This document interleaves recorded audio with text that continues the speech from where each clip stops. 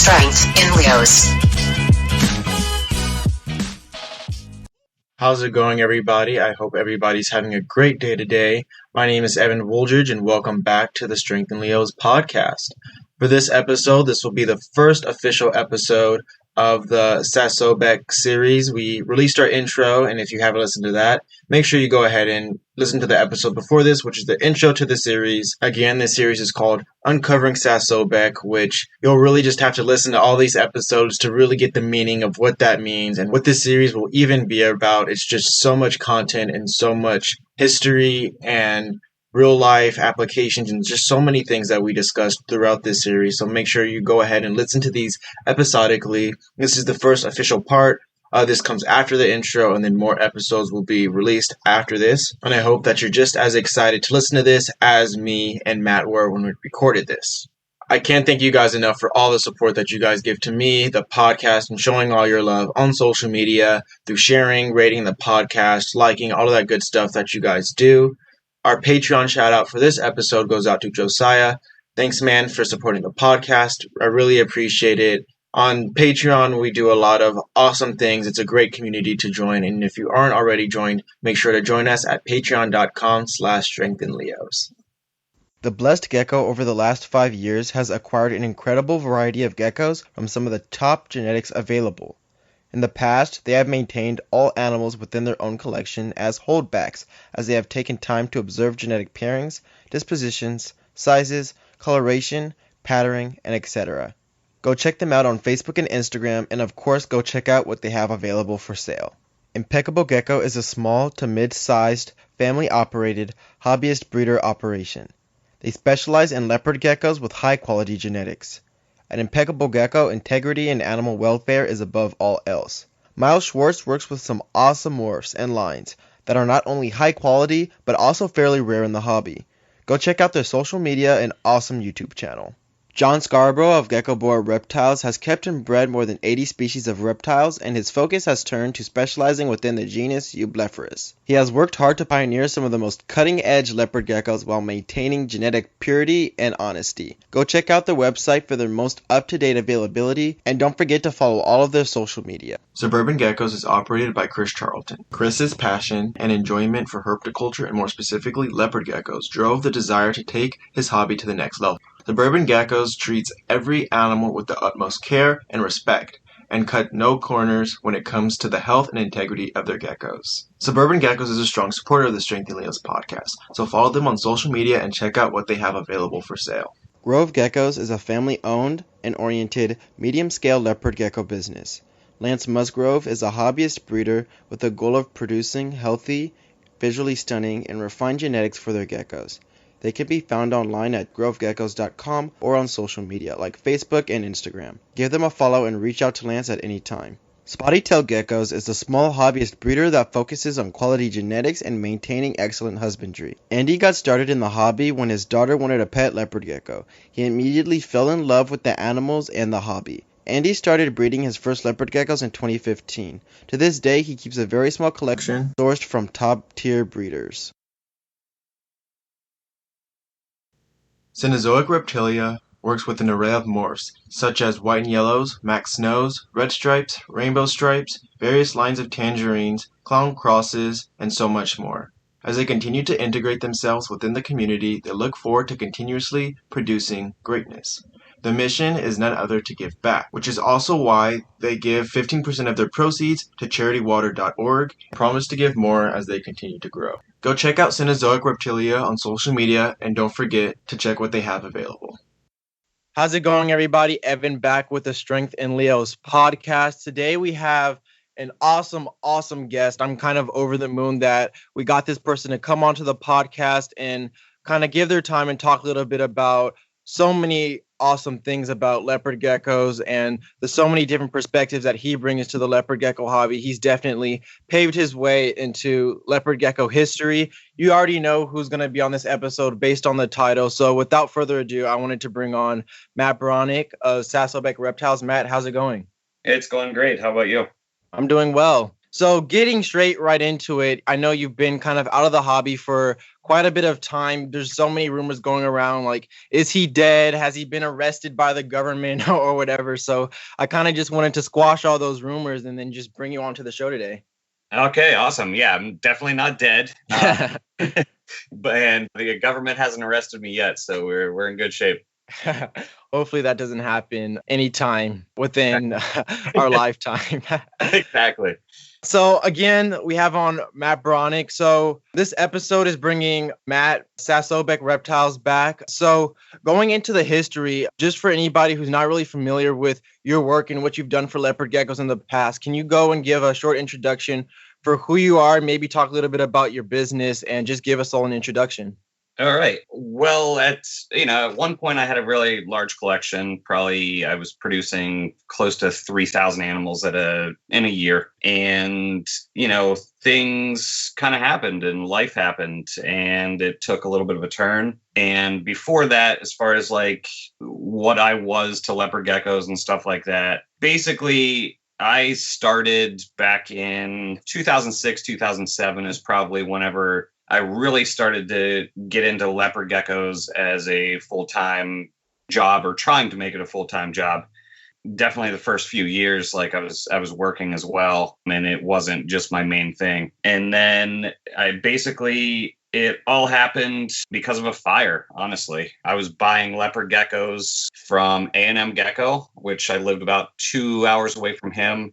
And Alberto, he was basically my mentor, and was buying animals from him, became good friends with him, would go to the shows, hang out with him, and basically started with a smaller collection of like 20, 30 animals, then had a house fire that was pretty tragic and lost all but like probably 6 or 7 of them.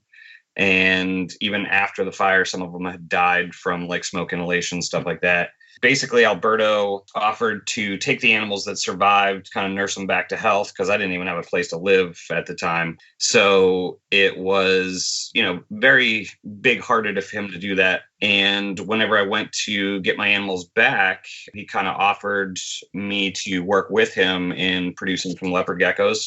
And that's what kind of started me in sort of the professional aspect of it in a way. And again, like I said, it took a couple years to amass a collection that, I could do it full time, because it's definitely not cheap.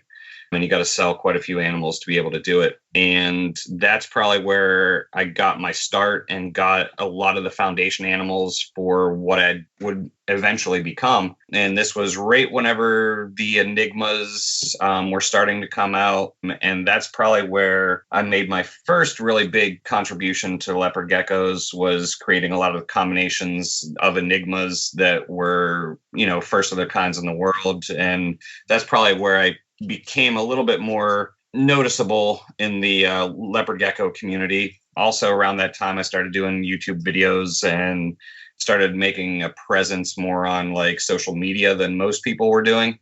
One of my, people that I looked up to back then was Brian Barczyk, and he was doing, videos on YouTube. And that kind of gave me the idea to, even if it was just like monotonous things that I was doing, sometimes people were interested in watching that kind of thing.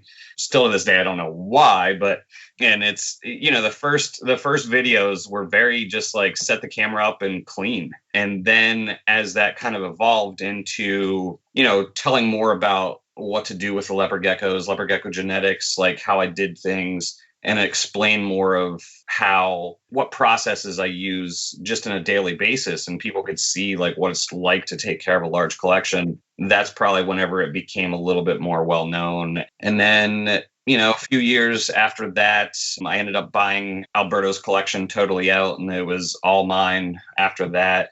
And that's really whenever the social media stuff really started to take off and do really, really well. And I brought in the US's first white and yellows, made a lot of the combinations of the white and yellows as well. So I was kind of known for the putting combinations together and being the first of a lot of the combinations that were available at the time. And then also I had a lot of line bred traits that I was working on that were kind of coveted for their time. And that's probably where we kind of got to the point where things were going really, really well. And then they took a hard right, if you will. Now, I know you mentioned Alberto a lot, and a lot of people may not know who Alberto is. So can you talk a little bit about who Alberto is, who he meant to you, and then also how you guys basically met? So basically, we met just because I was in the Army at the time and wanted a pet for my dorm room. So I literally got a leopard gecko. Actually, I think I got 3 the first time that I got them. And I was like, yeah, these guys are pretty cool. Like, I worked at a pet store as a kid, and I was like, this will be kind of cool just to have some geckos. They're small, they're easy to take care of in a dorm room. And that's whenever I started looking online for like other ones and seeing if there was any cooler ones out there, because I think I got like a high yellow and maybe a patternless or something like that from Petco at the time. I mean, it was 2004 or 5, so there really wasn't a whole lot out there. And that's whenever I found Alberto and his website and give him a call and ask him questions. And he was always very, very good about, talking with me. And over the course of, me buying stuff for about a year, we became really good friends. And I would go to the New York White Plains Reptile Expo and sit there and talk with them. And I remember I would always be like the first one at his table to try to get the best looking animal. And that's how it all really started as far as my relationship with him. And his basically presence in the hobby, I think a lot of people don't remember or even know about. But he was actually a very, very big part of the hobby back whenever I first started. But he was always kind of, not too many people really knew about him, I guess, in a way. It was the people that were really into it knew who he was, but like your general community wouldn't have known like who he was. But he was also really good friends with Ron Tremper and actually probably helped Ron Tremper to become a little bit more marketable to the general public. And I don't think Alberto really ever got credit for that. And it's kind of interesting how stuff that Alberto really started doing, he told Ron about, and then Ron started doing it, and Ron became definitely more well known than he already was, just from a kind of a social media, well, not really even social media, because back then it was really only a website. So it wasn't even the social media that we know today. Because if you guys really look back and think about it, like the mid 2000s, like there wasn't really Facebook and all that stuff that we use a lot today. There was really just websites back then. And Alberto was one of the first people that actually would take individual pictures of their animals and post them on a website for sale. And honestly, like that's how Alberto first really got his collection, is he was buying animals off of Ron. And back then, Ron just had a price list. There was no pictures of any of the animals. You just kind of picked from a price list and you received them and you kind of got what you got, which is like so foreign to what it would be today, where like, most people take at least one picture of their animal, if not even more, and, have weights and the sex and everything like that. And like back then, it was literally a price list, and it was like super hypo carrot tail, and it didn't even have like a sex on it, which is so crazy that you didn't even know what sex you were going to get back then. And Alberto was the first one to really take pictures of the animals, and he would actually sell them for a little bit more money. So what he originally did to amass a collection that he really, really liked was he would buy animals wholesale off of Ron, and basically the ones that he really, really liked, he held those back, and the ones that he was like, if I can make some money off of these, I'll do it. So basically, he would take pictures, individual pictures, weights, the sex, all that stuff of the ones that he didn't really want. He would put those up on his website, and then they would pay for the ones that he really, really wanted to keep. And he did that for like first couple of years until he started breeding on his own. And then he would just sell his own animals after that. So that's kind of the interesting effect that Alberto had on the hobby, was that before him, there really wasn't individual pictures and all that stuff. And then, a little bit further down the line, like Alberto actually came up with the Eclipse name in the first place, even though Ron was the first one to hatch it.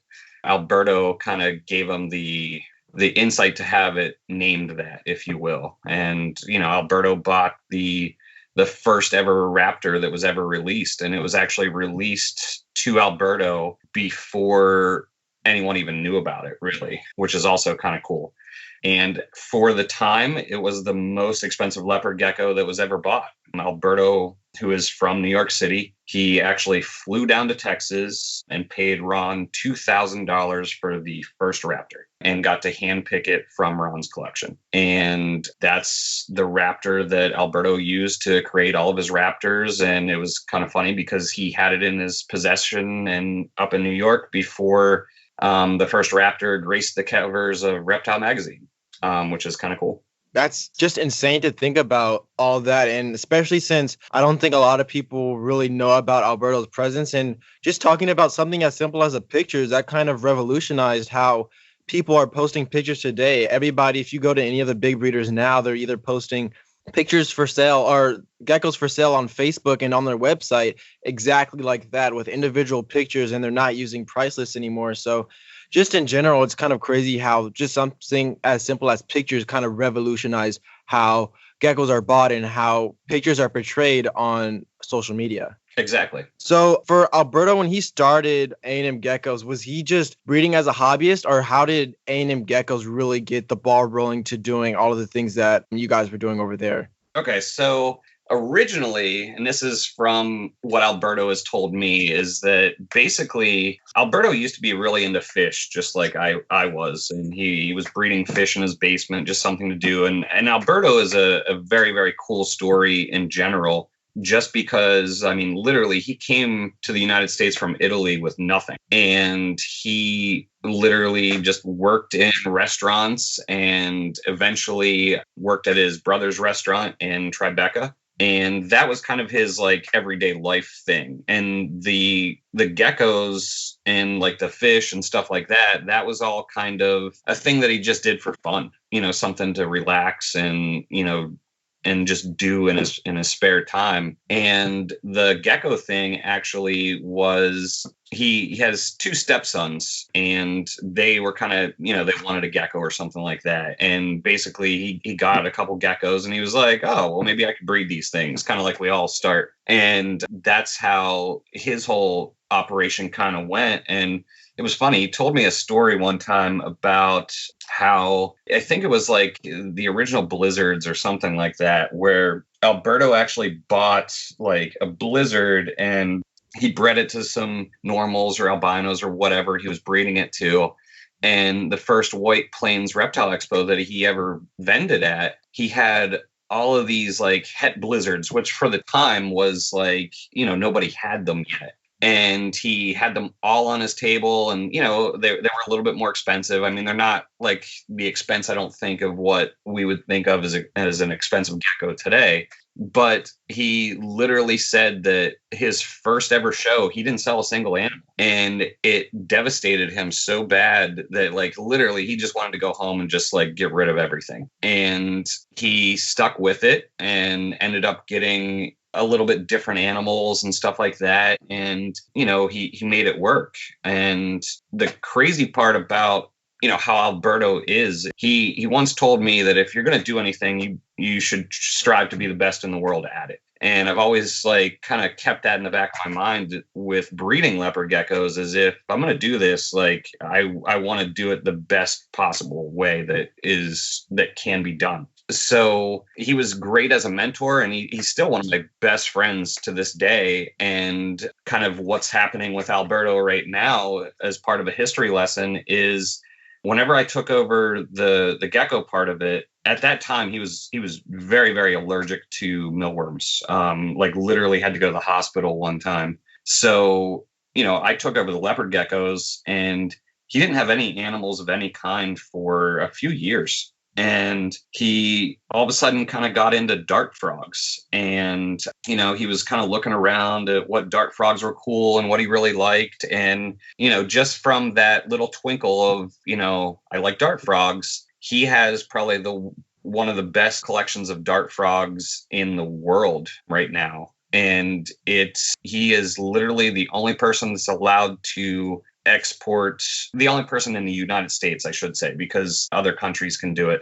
But he's the only person that is in the United States that's legally allowed to export thumbnail frogs from Colombia. And He is actually working with an organization down there that what they do is they have permits to breed animals in captivity, these thumbnail frogs, Ophaga, and basically they breed the animals in captivity. They sell them through like Alberto and then a couple other people in different countries to basically raise money to buy the land that the frogs are on in the wild to save the frogs. And they are basically trying to make a tourist thing out of it, where if we save these frogs in the wild, people that really, really love these frogs will come from all over, and it'll kind of be like a touristy thing to come see them in their natural environment. And it's a very, very cool thing. And Alberto's part of that. And there's a couple other frog guys in New York City that are part of it. And they're a very good group of guys that are really about saving, these species of frogs in the wild. And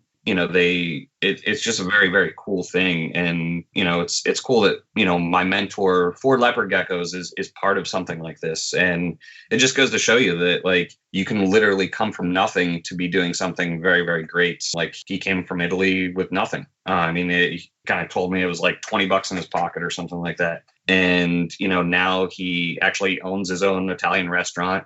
The best Italian food that you will ever have. Like legitimately, like I've taken people that have been to Italy to eat Italian food, and they said that this is better than some of the food that you'll actually find in Italy. And it just goes back to that whole thing where like if you're going to do something, be the best in the world at it. And like legit, he imports like all the ingredients fresh from Italy. Like it's absolutely insane.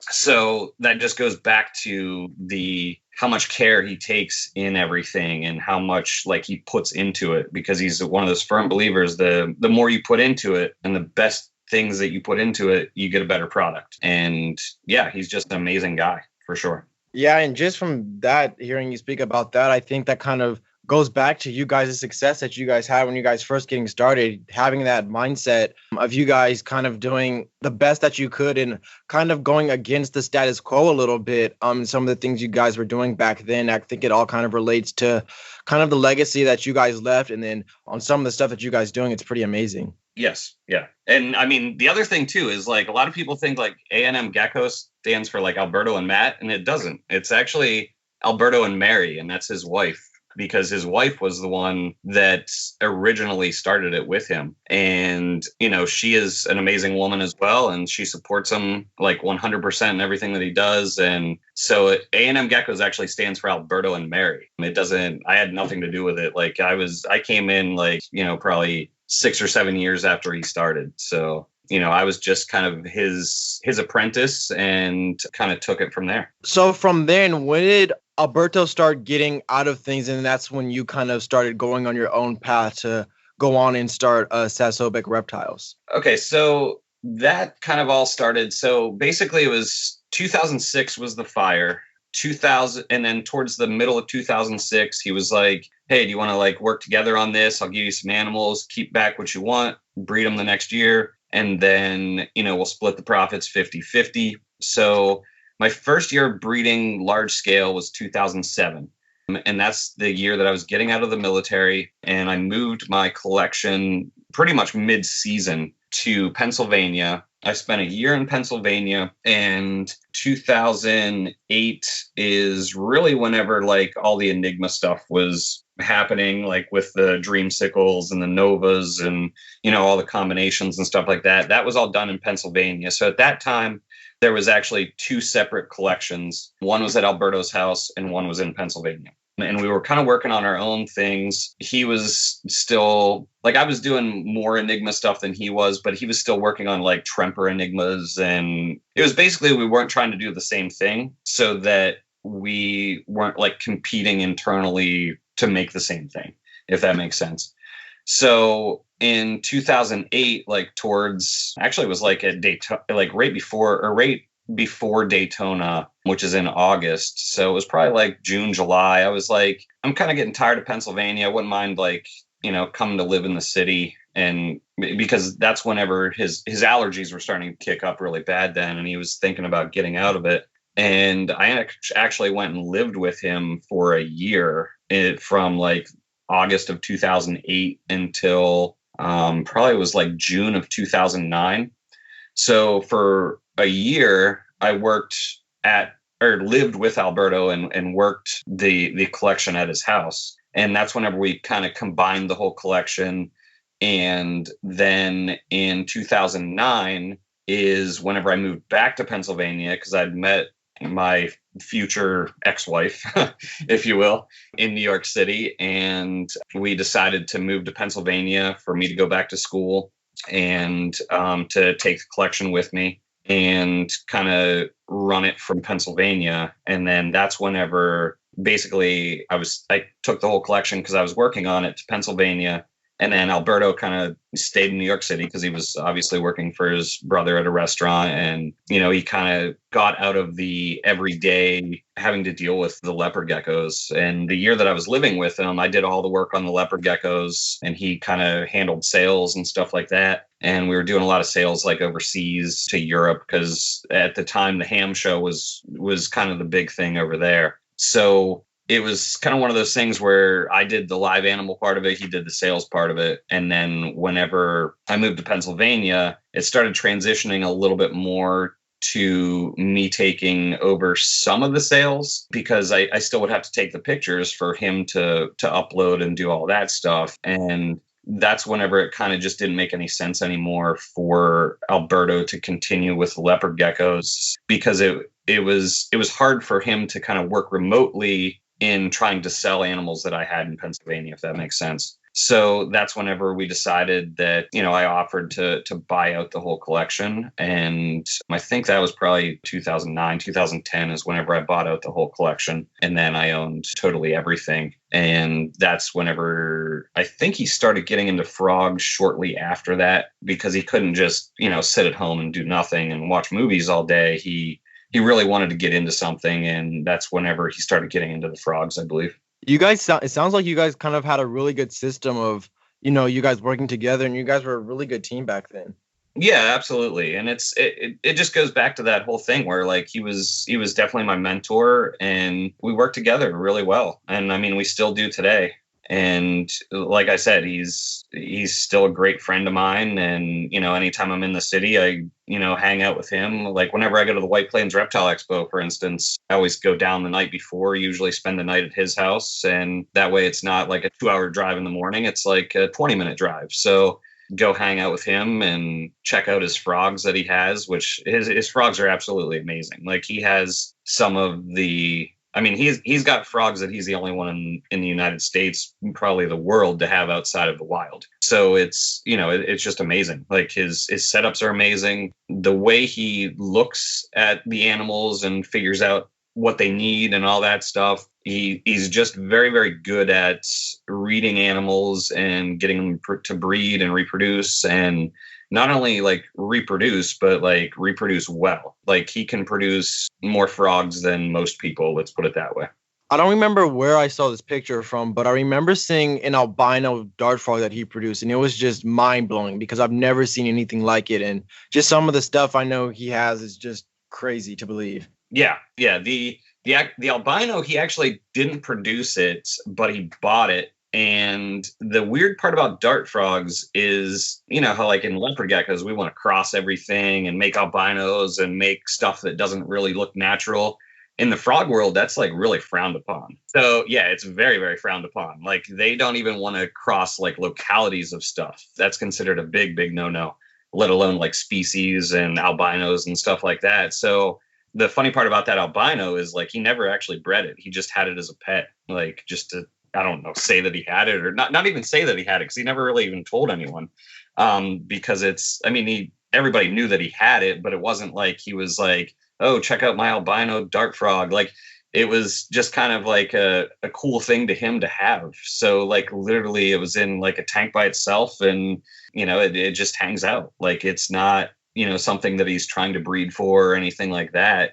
Because like I said, it's actually very, very frowned upon in the frog world to have morphs. And well, not to have morphs because I can't say that because there are naturally occurring like localities that look different, but they try to keep it like that. You know what I mean? They like the Ophaga that he works with, there's like 20 or 30 depending on the locality, and they look totally different. So it's one of those cool things that they like. There's one that's called a koi morph, or yeah, basically a koi morph, and it's only in this one little mountain in Colombia, and like it's absolutely amazing. It looks like a koi. It's red, white, and black, and like has speckles on it, and it's absolutely amazing. But like they would highly frown upon you crossing, that, which is part of a species that, they come in a bunch of different colors, but you don't want to cross the different colors, if that makes sense, because they want it very, very, specific to locality. Like it's in this mountain range in Colombia, and they want to keep it like that,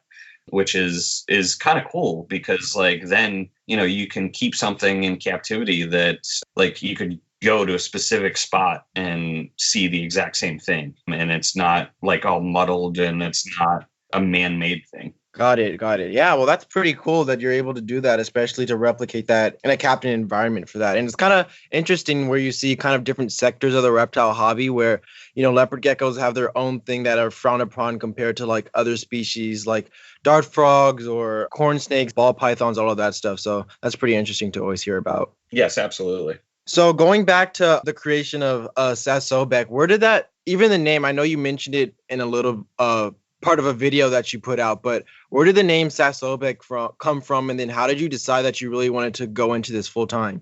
Okay, so the name itself was actually way, way before I even started doing geckos. So like I said before, I was at a pet store whenever I was in high school. A pet store in Pennsylvania, I should say. And Pennsylvania is the wild, wild west of reptiles and amphibians, where legitimately you can have whatever the heck you want. And I remember whenever I was working at the pet store, one time we got in a caiman, and it was just like a little baby spectacled caiman. They're like, at the time, I think they were like $60 or something crazy. And, I was like, oh, that'd be really cool to have like a crocodilian.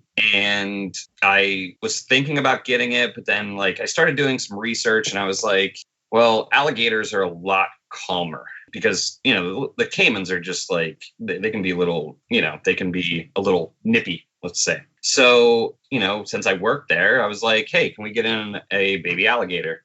And my store manager was like, yeah, let's get one in. And I ended up buying a baby alligator because I'm 17 years old and need an alligator. And that is where the name Sobek originally came from. It's the Egyptian god that has the head of a crocodile and the body of a man.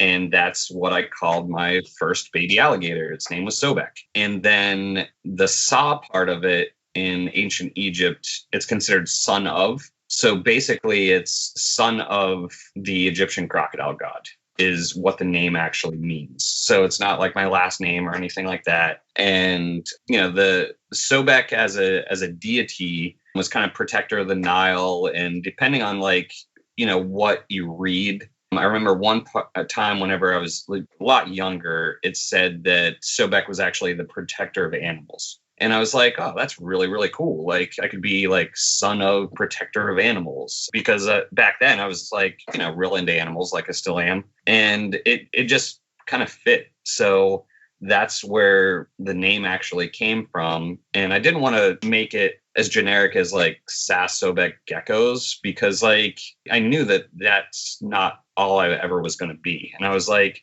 I don't want to pigeonhole myself into being like just geckos, because that really wasn't, something that I wanted to do. Although that, for most of my professional breeding career, it was mainly all geckos, but I decided to make it reptiles just so that it wasn't kind of pigeonholed into a specific genre, if you will, of animal. I think something like the more that I talk to you, I realize more and more kind of how specific and detailed you are with all of these different things that you're doing. Like something as simple as names, you kind of have a little bit of an history that goes behind every single thing, and kind of how you're methodical and how you think of everything, which is pretty interesting. Well, thank you. And it's one of those weird things. Like whenever we first, talked about doing this, I told you some of how the names of the different things were created and stuff like that, and how a lot of it is inside jokes to myself that nobody really knows about.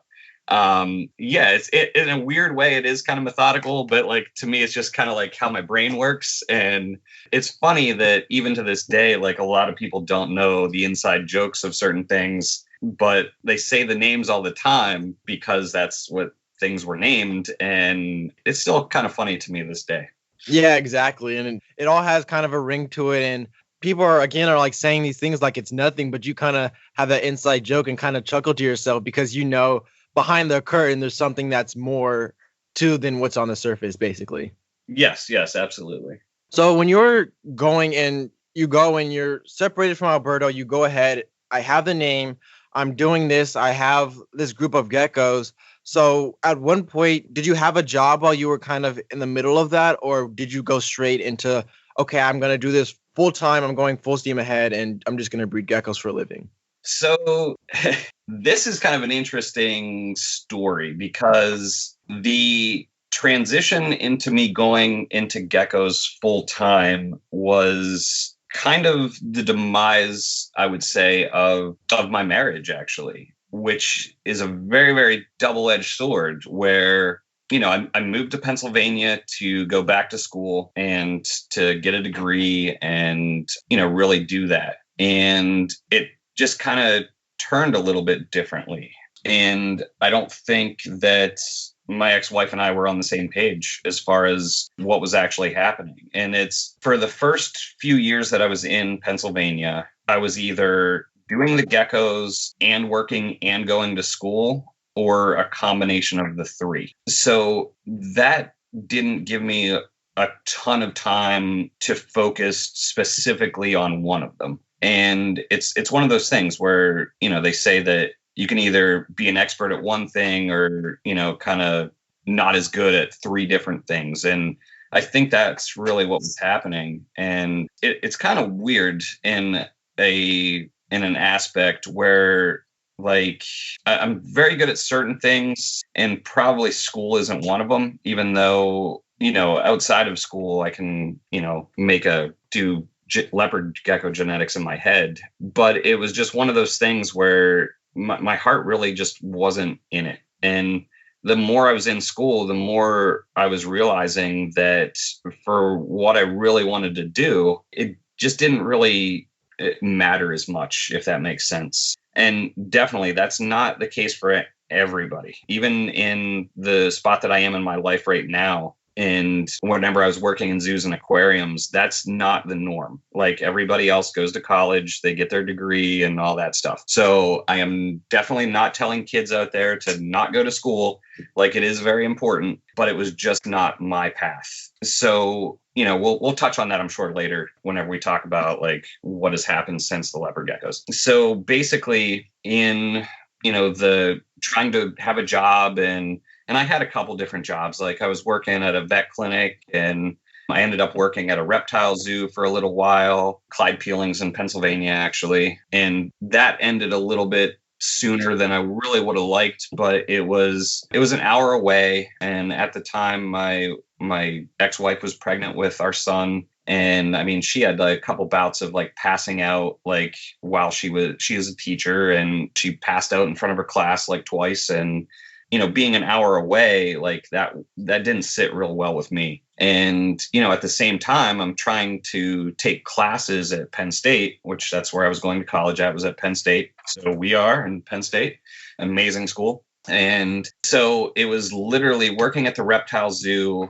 Monday, Wednesday, Friday, going to class Tuesday, Thursday, and then somewhere in there trying to take care of 1,000 leopard geckos. And it was a lot. I mean, it was definitely a lot. And like I said, like to get to the reptile zoo, it would take me an hour and 15 minutes. So, that's 2.5 hours in the car, 3 days a week. And that's a lot of time that is, that you can't get back. So at one point I asked my ex-wife that I was like, I want to try to make this a go, and I set a very, very specific dollar amount that I said if I hit that, then I would continue doing it. If I did not hit that, I would sell off everything and concentrate on school. And I went about 3 times past that. So that didn't sit real well, I don't think, with, a person that has a master's degree and is a teacher and very into education, and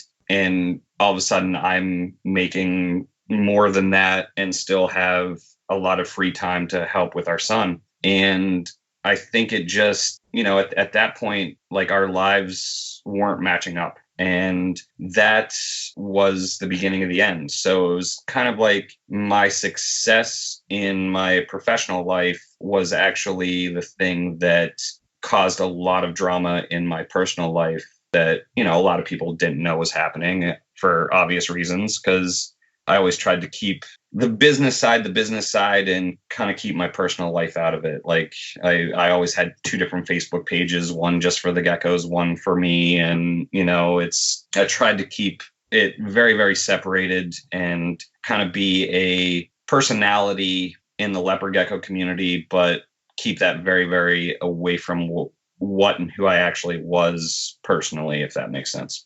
Definitely. And it would kind of make sense why you'd want to separate that kind of things. Even for a lot of people, I think they like to keep kind of the business side or even the hobbyist side of thing kind of separate from their personal life, because especially for you, I know there was a lot going on once you started kind of getting out of things. So it kind of makes sense that you'd want to keep that stuff really private. Yes, absolutely. Now, transitioning to that, if it's okay with you, I kind of want to talk about what happened and kind of what got you out of leopard geckos and why you stopped breeding and all of that. All right. So this part of it, definitely there was a lot of speculation of what happened and all that stuff. And, is he dead, or, did he get arrested? Blah, blah, blah. So basically what happened was, after I did very, very well, and I got to credit the popularity of the white and yellow at the time to the success. Without the white and yellow, which is really, really funny, because like I had them a year previous and I really couldn't sell any because nobody was really, really into them. And, I was trying to post pictures of what they looked like. And, but the first year that I bred them, I really didn't sell any of them. And then it was kind of the second year that really kind of took off. And that's whenever I had like the large success as far as, sales and stuff like that goes. So it was probably like the, summer of 2013, I think, is the year. And basically my ex-wife, she is from Connecticut originally. And, she would always, since she was a teacher, she would go back home to her parents' house, and she talked about, moving back to Connecticut. And I was like, all right, yeah, that's cool. So she went back home for a month because she would always do that in the summer. And I stayed back in Pennsylvania doing the geckos. And, one day she told me that she got a job in Connecticut and she's going to be looking for a place to live up there. And I was like, all right, well, I guess we're moving everything. And kind of long story short, I spent about 6 months looking for a place to move my geckos to up in Connecticut and moving them. It was a really big pain in the what to get everything moved and to find a building that would allow me to do it. And because we moved into like a condo basically, and there wasn't a basement or anything like that, so I couldn't do the animals at home anymore. And having the big success from the previous year, I was like, oh well, I'm doing well. Like, I'll be able to afford a building. I've seen a couple other big breeders do it. Like, that's just going to be my life now. Is I'm going to have a facility, and that's what it's going to have to be. So I got into a lease that it was $2,000 a month just to rent the building, and got everything moved. Some of the stuff took the move okay. For the most part, everything took the move okay. It was the aftermath, which, came a couple months later, that was kind of the downfall of everything. Basically, I got everything moved into my building in November, and, they still kind of weren't like done with the renovations that I needed to have done. Like the floor was atrocious. It was like wavy, and I had them put in like some like laminate so that it was easier to work in there basically. And the last video that I posted on YouTube is actually the racks in the building and stuff like that. And got there in November, went through the holiday season, and then middle of January, I got served papers for divorce. And that was like, damn, like this is gonna suck. And so basically went through about 6 months of the divorce process. That started in January. I was still trying to do my best with the leopard geckos, breeding them and stuff like that. It got really, really rough because obviously you start to get into like a depression. And honestly, before I even moved everything, I was starting to get depressed because at the time, my wife and son are, basically 4 or 5 hours away. And I would literally make the drive like every 10 days to go spend 2-3 days with them, and then drive the whole way back and, spend like 5 days with the animals, and then do the drive all over again for 2 or 3 more days. I probably made that drive 20 times over the course of the 6 months. So it was a very, very rough time. And that's whenever I started to get depressed and have anxiety, and, went on some medication for it. And anybody that's ever dealt with depression and anxiety, like, it's kind of a crapshoot if the medication is actually going to do anything for you. Sometimes it makes it better. Sometimes it makes it worse. Sometimes it does nothing. So it's like a constant, let's see if this works. And that can make you fluctuate all over the freaking place. So back to January 2014, whenever the paperwork got filed for the divorce, and, I'm trying to get everything breeding and start collecting eggs in like February, March, and, had probably 800 eggs by, the 1st of April. And I come into my building one day and power was turned, or the heat was turned off. And I'm just like, what in the heck? And I was still using the old fashioned OVA incubators that like, they really only heat up, but they're not super accurate if, the outside temperature is going to be fluctuating. And, I walked into my building and it was probably 60 degrees. I mean, it was bad. So all of the eggs that were in the incubator died, which sucked. So, 800 times, even, if they were cheap and wholesale geckos at $10 a piece, like that's still, a lot of money. And most of those were not $10 a piece. So not only did it kill all those eggs, it killed, you've ever really bred a lot of leopard geckos. Leopard geckos can, store the sperm in the female for quite a while, but that's only if the females are kept at an optimal temperature. Once the temperature of the female drops below a certain amount, all that sperm is dead. And that's what happened to all the females that were still breeding. I would get, a couple eggs here and there, but like a lot of them stopped breeding, stopped ovulating, and it literally just put them into a state of cooling, even though it was only for like a day. It just really messed them up as far as their cycling. And so that year was rough. I kind of squeaked by selling some adults and some, there was a few babies that like I hatched out that year, but it wasn't anything like the previous year. So, then the divorce got finalized in like July, and, I had to move out on my own, so that it equals more bills. And I was probably bleeding about $5,000 a month at that point, just to live, between having the gecko building, having a place to live, and then just like your bills, like your cell phone, your car, like stuff like that. It was about $5,000 a month that I was bleeding. And I was like, all right, if I can just get through to baby season, like, I can hopefully do this again. And, I was really, really trying. And the same thing happened where I asked the guy, I was like, please don't turn off my heat without letting me know. Like, if you let me know, I can at least make some arrangements, blah, blah, blah.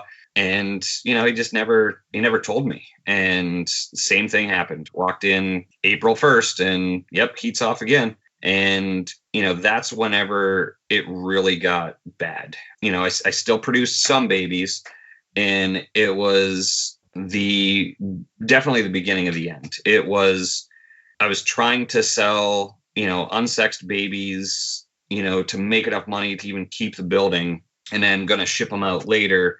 And then it just got into rob Peter to pay Paul type of thing. Those babies that people had paid for the shipping and paid for all together, I was using that money to basically pay the bills. And then whenever I would sell more babies, I would use that money to pay for the shipping of the other babies that were already sold. And, a couple people had, sent me some geckos that, that I had to sell for them or that I was selling for them. And, that kind of went sideways. And I was very, very embarrassed by the end of it, where, I had this successful business and it literally just tore me up. Not only did I blame my business for not being able to see my son every day, but then for it to go so sideways that, it just created a massive hole that I just never could get out of.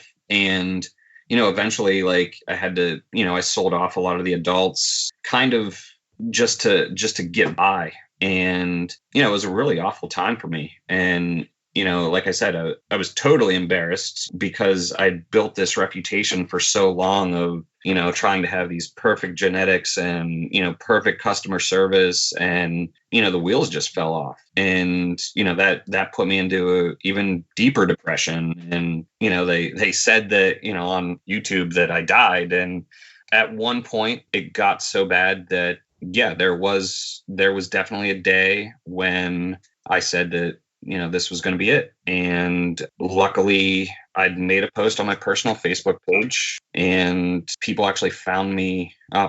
Cops found me before anything really happened. I didn't have a clue of how it was going to happen or anything like that. It was just one of those things where I was sitting in my car, just, wishing that I was no longer here, and spent about a week in the hospital, and then got out of the hospital and, tried to get my life back together a little bit. And it was one of those things where I tried to stay as far away from leopard geckos as possible because of it for a long time. Like I still would get notifications on like my Facebook and stuff like that of like, people posting on forum or on Facebook and stuff like that. But it was, I never really looked into it a whole lot. Like I definitely stayed pretty far away from it.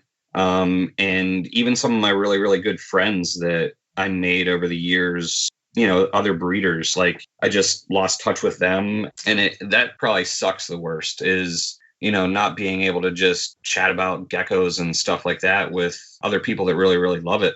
And, joking around with them and becoming really good friends with them. And, at one time, John Scarborough is a great example. At one time, we would probably talk like a few times a week, if not more. And, I considered him a really good friend. And, it was one of those things where it was kind of like how me and Alberto were, where, it started off as, one person buying animals from the other, and it just became kind of like a friendship type of deal. And, he's probably one of the things that I'm more proud of about what I did with the community is that, like I was friends with John, and like he's doing really, really great things, and he's still doing it, and he's still doing it to a level that it should be done at. And, I'm really actually very proud of John that he's been doing it and doing it the right way. And yeah, so that's hopefully nobody's crying out there. Don't be crying. But yeah, that's some of the craziness that started probably 2013, 14 that really got me away from everything and then started the next chapter in my life.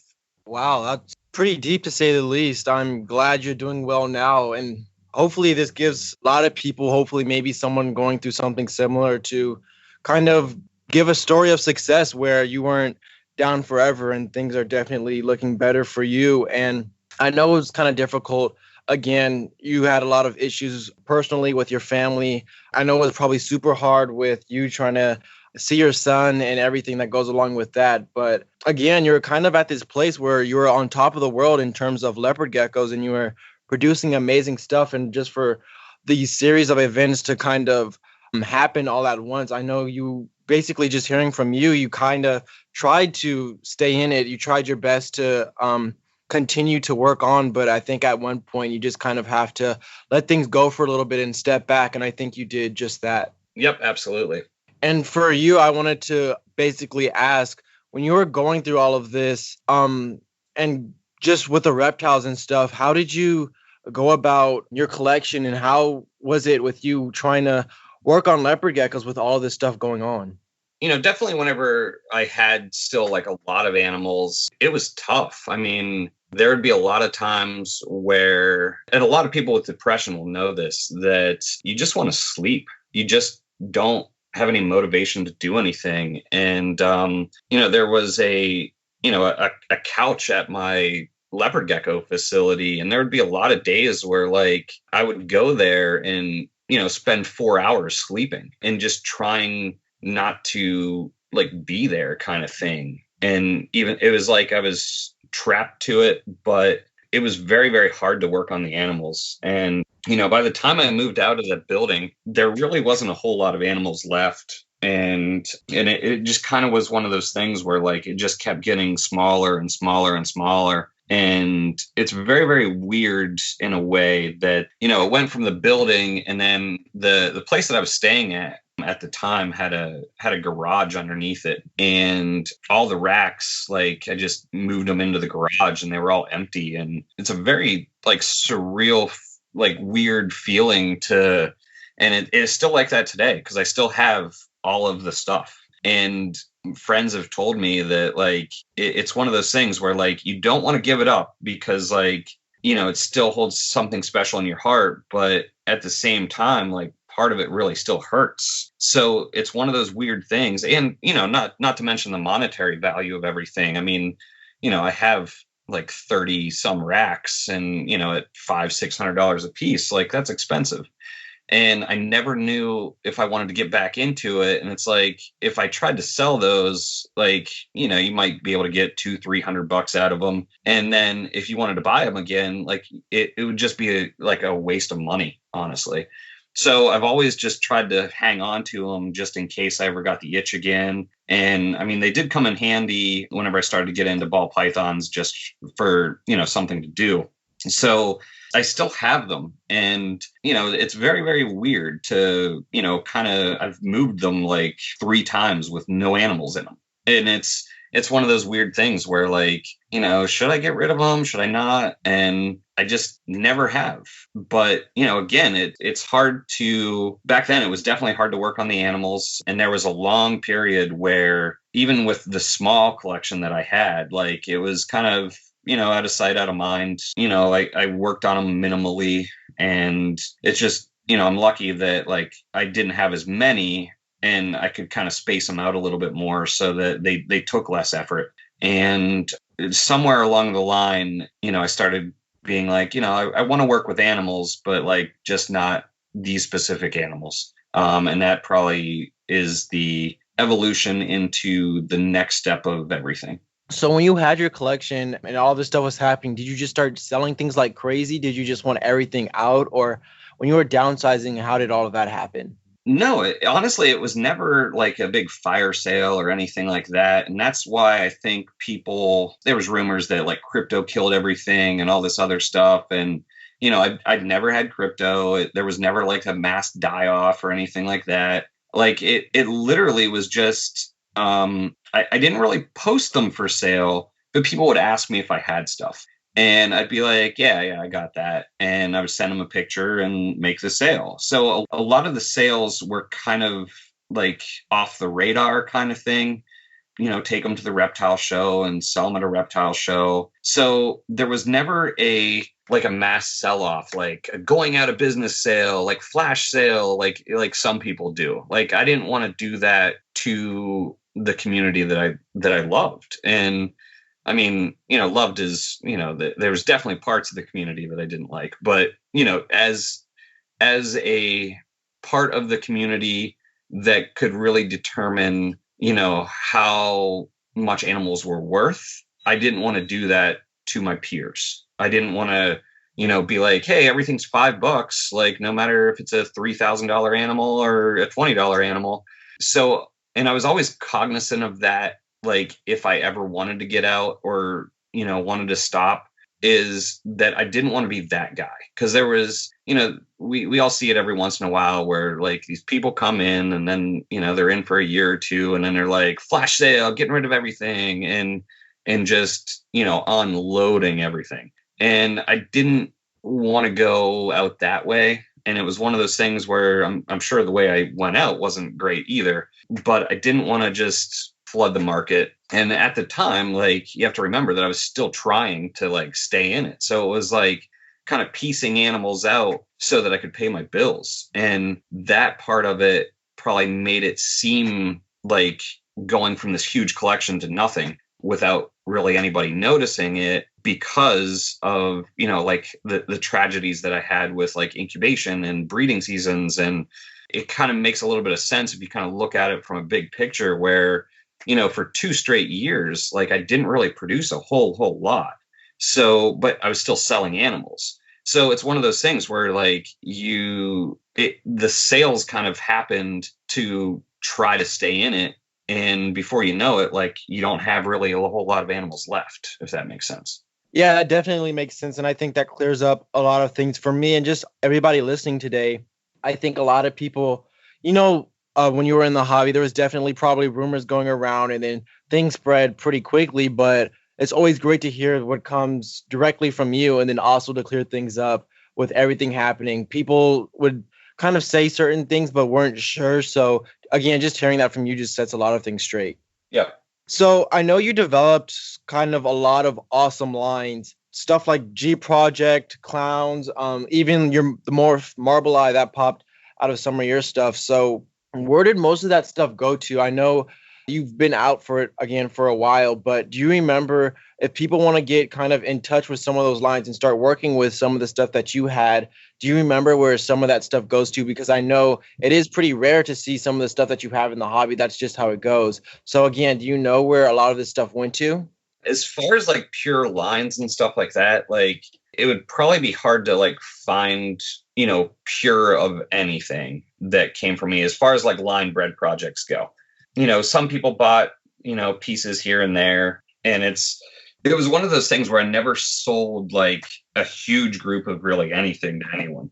So probably what happened to a lot of it was people bought it, it got bred into other things, and then it really was just never the same. Like, for instance, as far as marble eyes go, though, probably your best bet to get an actual marble eye would be from John Scarborough, because I know that he's kept them like what they are. As far as other marble eye stuff, like I don't know, because it's been 6 or 7 years. I don't know who has what. If you would have asked me back in the day, like who has what, I could have told you, probably everybody that was in any sort of relevance's collection, because I used to study it, which is kind of an interesting thing, just by people posting and not really bragging, but like kind of showing off their animals and stuff like that. If you watch enough of it, you can actually really, really tell who has what and what they're working on.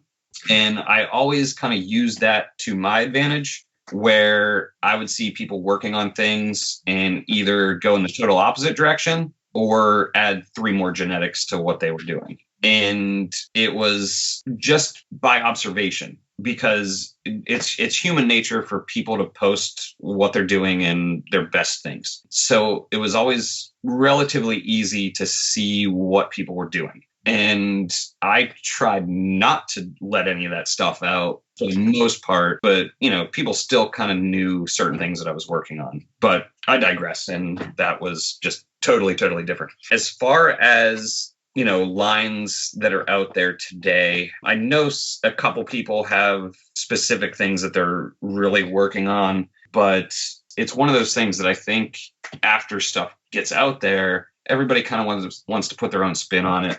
And I know that at one point I sent a large amount of animals to the urban gecko. So that's why you can see some of my influenced animals in some of the stuff that he was working on. I'm not sure if he's still working on it. I think he marketed some of the G Project stuff at one point. He got a lot of white and yellows from me. And basically it was a deal that was large trade at the time, where I had a lot of leopard geckos that I couldn't move.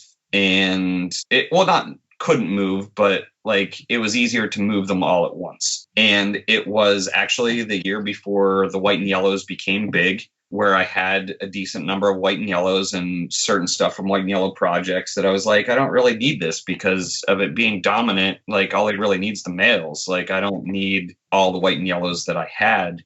And at the time, Craig Stewart had all of the fat tail morphs.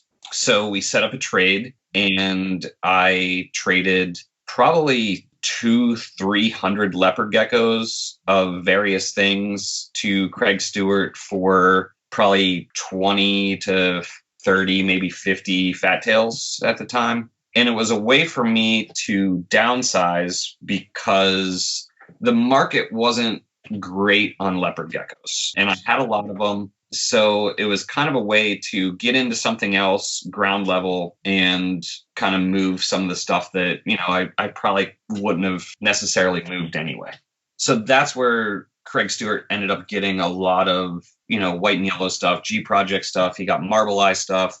He got the Typhoon stuff came from me that he has. And it was really weird too, because like some of the stuff that I sent him was like first of its kinds in the world. And then because of Craig Stewart marketing, he actually put new names on a lot of the stuff. Like, I feel like Cyclone was one of them, which like it was stuff that I had already produced, but like from a marketing standpoint, he added to it a little bit as far as like the naming and stuff like that goes. So that's where some stuff went to, and like that was probably 2011 or 12, I would say, whenever that big trade happened. And then, I messed with fat tails for like a year and ended up selling off my whole collection of fat tails after 1 year. And that makes another interesting story because I literally sold off my whole fat tail collection to one guy in Florida, and he kind of pieced it out after that. And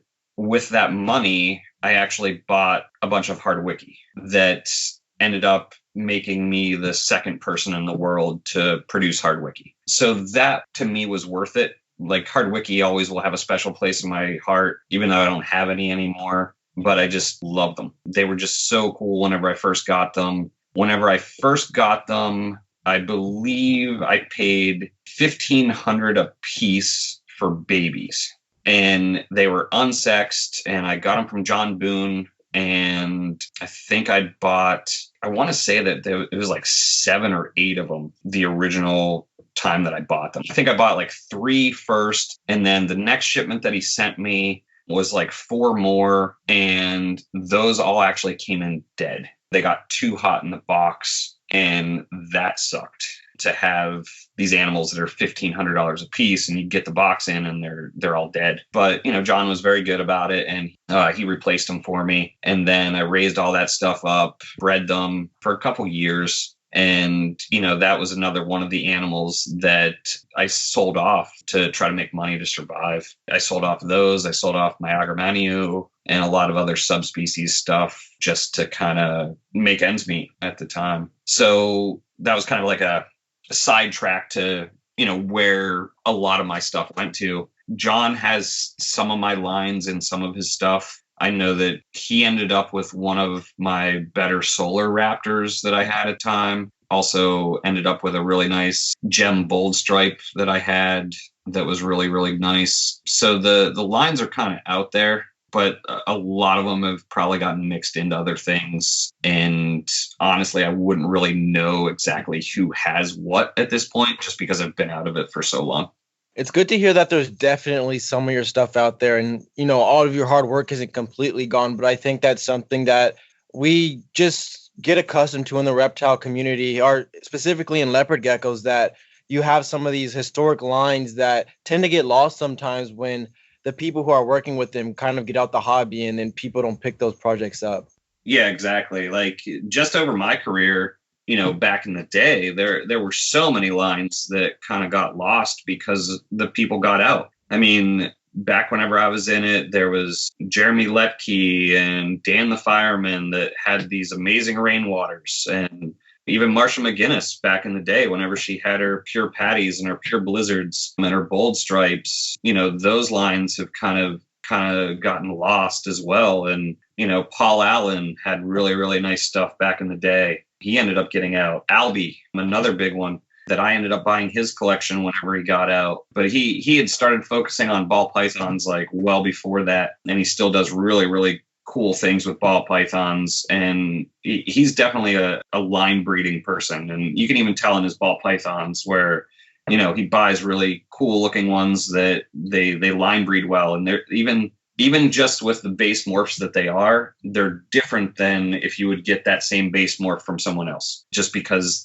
he's picked out really, really nice stuff. Kelly Hammock, even, she was one of the people that was really into this back whenever I first started. And, a lot of her lines ended up just being lost to history. Her electric line was really, really nice. And, just things like that. And it's weird because if you trace back a lot of the lines that are out there today and really look into what's in them, they are lines from the past. It's just that they're crossed. Perfect example is like the Mandrian line. It's actually like a gecko genetics line. The guy that had the Mandrian animal, like he was just like, oh, all the babies from this one are just always going to be this. But, it was never said like where he got the animal really. It was from, gecko genetics. And gecko genetics got the two animals that made that animal from other people. And Albie was one of them. So Mandrian animals are technically derivatives from Albie tangerines. And it's one of those weird things where like a lot of people don't know the history and they don't know all the backstory of a lot of this stuff. And you can trace a lot of it back. And it's funny how many tangerine lines are out there. But if you really look and really know where these lines kind of came from, you can kind of almost narrow it back to everything came from the gourmet rodent eventually. So it's one of those weird things where, there was definitely a time, and I'm sure that it's still like that today, where everybody wants to put their stamp on what they're doing first generation. And it's kind of a disservice to the people that have came before them. Just because you bought two animals and hatched a baby out of them doesn't mean that you did all the work to get you there. Yeah, you hatched that baby, but, you bought the parents. So it's one of those things where a lot of people don't take as much, at least from what I'm seeing in the hobby today. Because like I said, I don't really look a whole lot. But from what I've heard, like a lot of people don't really know the history of a lot of the lines and stuff like that. I definitely agree with everything that you just said, and just the fact that a lot of people are still doing that to this day. So nothing really much has changed.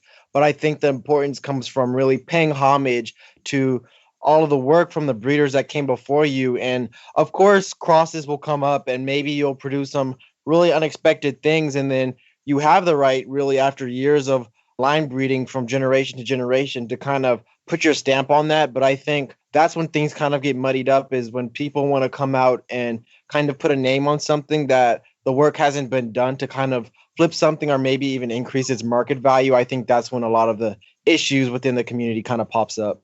Yeah, exactly. And I think it all comes back to that, the marketing of it. And that's why I was always kind of, very careful on how I would say certain things. A lot of my stuff was projects. And because with it being a project, it's not a trying to market it as something that it's not. So any project that I ever did, I would tell like the history of how it became. And I would pay homage to the people's animals that were used to kind of create the project.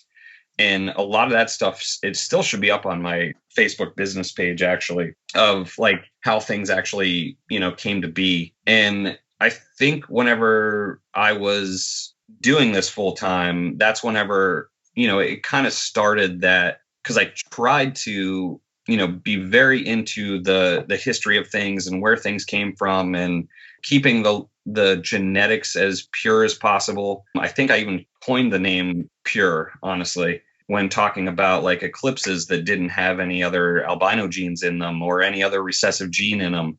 The one that's kind of still used today too, like the Vanilla Project, where it's literally, crossing of like subspecies and stuff like that to have a line of animals that is het free of everything. And that's very, very important whenever you're trying to do like new crosses or prove things out or, things like that. So it's one of those things that there's a lot about the naming that people I don't think really understand. And if we kind of had like a consensus of like how the names should be used, then I don't think there would be as much confusion in how things are marketed in a lot of ways. But you get the people that their sole thing is just, how can I market this thing to sell it for a few more extra dollars? Like, oh, I'll call it the fire coming out of my butthole. Like it's one of those type of things. So it's a very interesting subject whenever it comes to the naming of things and the marketing and what's right, what's wrong. And it's a very interesting topic for sure. I think something that you did very well is when you did start working on projects. I think you made it super duper clear that it was exactly that. It was a project. It's something that's going to evolve over many years. You weren't claiming it to be a super spectacular, cool morph. It was just something cool that you were working on, and they just happened to produce some really cool animals from that specific, project again that you were working on. Well, thank you. I appreciate that. Definitely. So going forward a little bit and then also going back to reptiles, are you still keeping reptiles? Can you give us an update on some of the stuff you're still working with, if you still have stuff, and just tell everybody if that passion for reptiles is still with you today? Yeah, the passion is definitely still there. It's weird, like where I don't talk about it a ton, I guess. And it's kind of an interesting like paradox where that I should start by explaining really what happened like after the professional breeding of leopard geckos. And it came with a lot of, talking with one of my good friends, Brian Barczyk.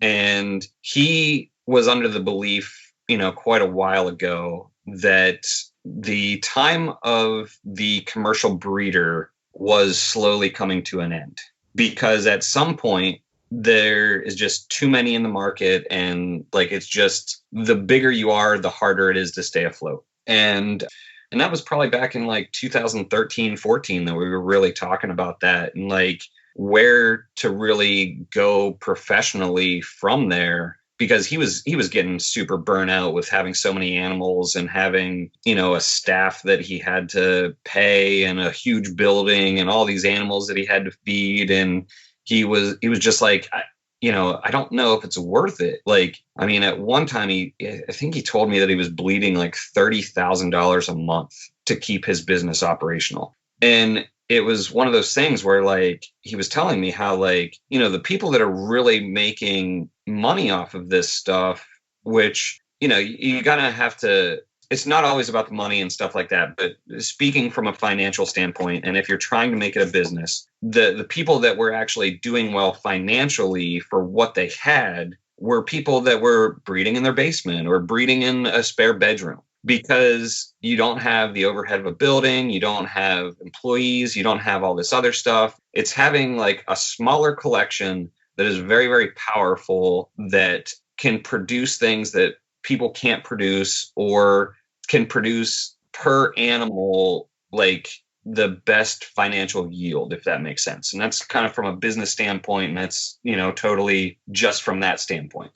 And, it kind of really got me thinking, like, is it a sustainable thing? I mean, if you really think about it, we are the only business that actually sells our product to our competitors. And that's what Brian had always told me. He was like, every animal that you produce, that you sell to somebody, they now have something that can either make them on par with you, or can even make them better than you if they cross it to things that it makes something even cooler. And it's one of those things, if you stop to think about it, like that's a horrible business model from a business standpoint, where you either have to, stay way ahead of your customers by constantly evolving, or eventually your customers will go right past you. And then it's like, where does that kind of leave space for you after that? So just, from a business standpoint and going through what I was going through, I was like, I really should just like change my career path and like, let's see, what else I can do. And I was like, I have all this experience with reptiles, like maybe I can put it to use. So it actually started with, me being very, very depressed. I got into photography a little bit, and it was kind of to be my escape.